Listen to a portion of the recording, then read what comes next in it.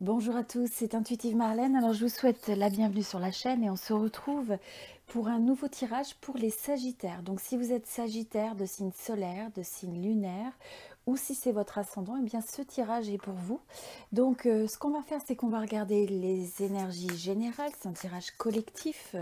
Donc ça ne va pas correspondre à tout le monde. Donc prenez bien sûr du recul et faites preuve de discernement par rapport à ce type de tirage. Vous pourriez avoir une portion du message qui ait une résonance particulière avec vous.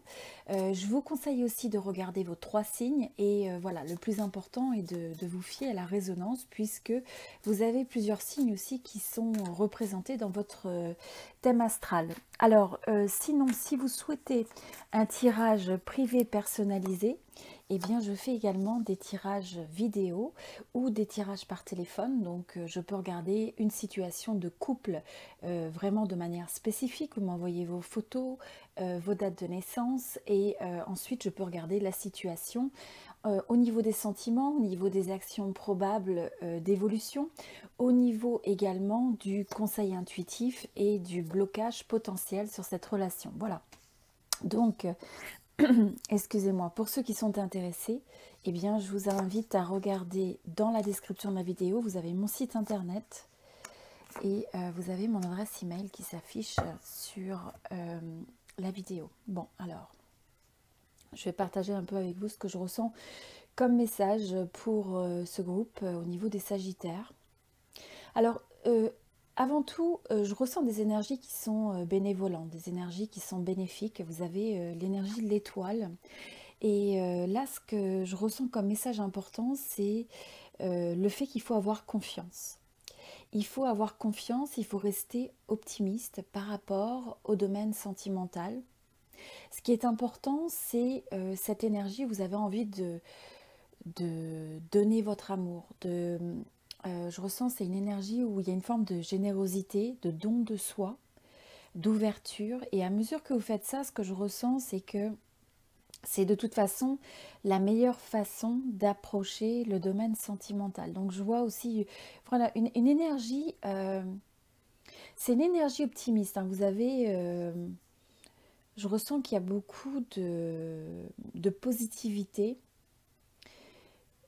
dans votre chemin de vie. Donc il y a aussi une forme de guidance qui se fait, il y a une guidance presque un peu de suivre sa petite étoile.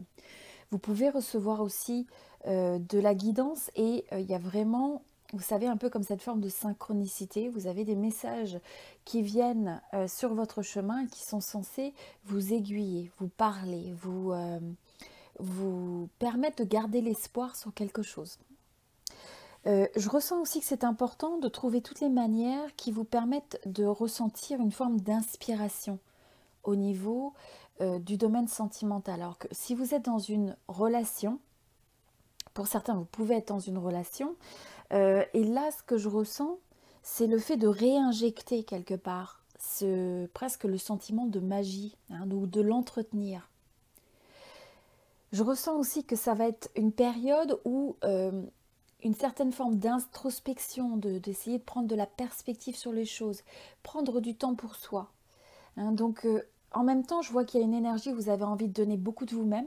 C'est votre, je dirais, c'est votre état naturel. Hein.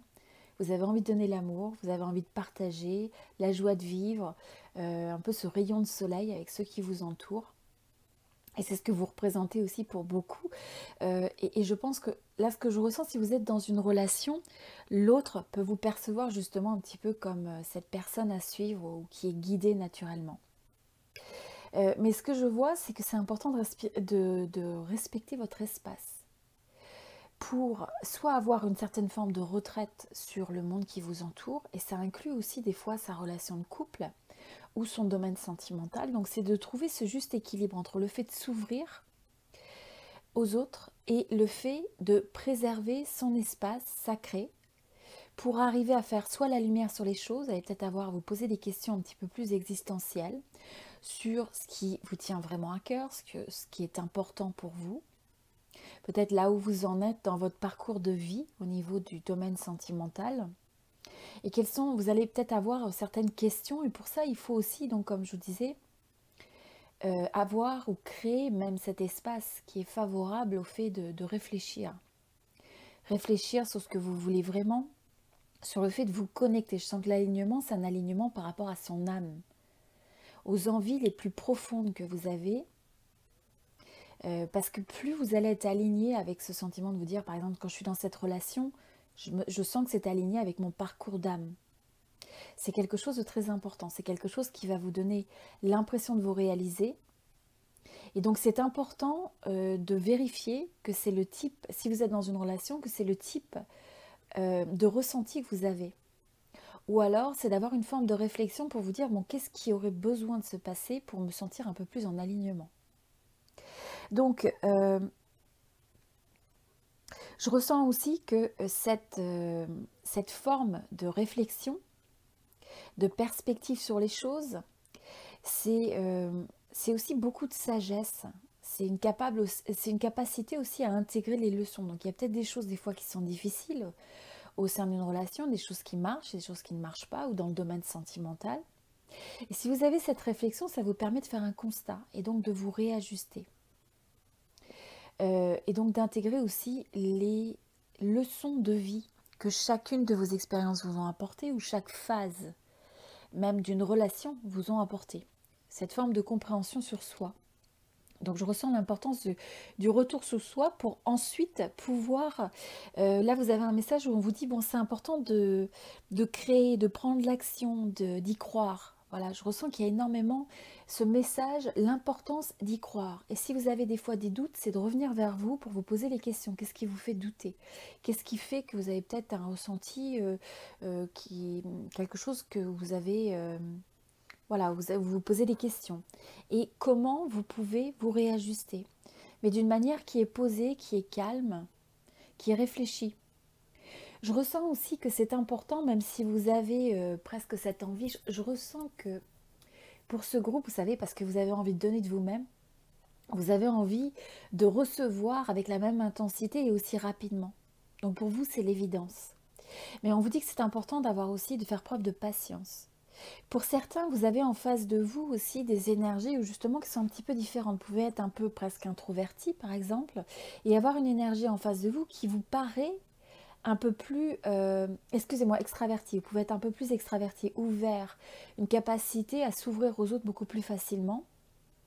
Et vous pouvez avoir en face de vous des énergies où vous avez l'impression que soit c'est difficile de lire dans une situation, dans une personne, vous avez l'impression que peut-être l'autre personne ou votre personne d'intérêt ne communique pas tout, ne dit pas tout, ce qu'il ou elle ressent.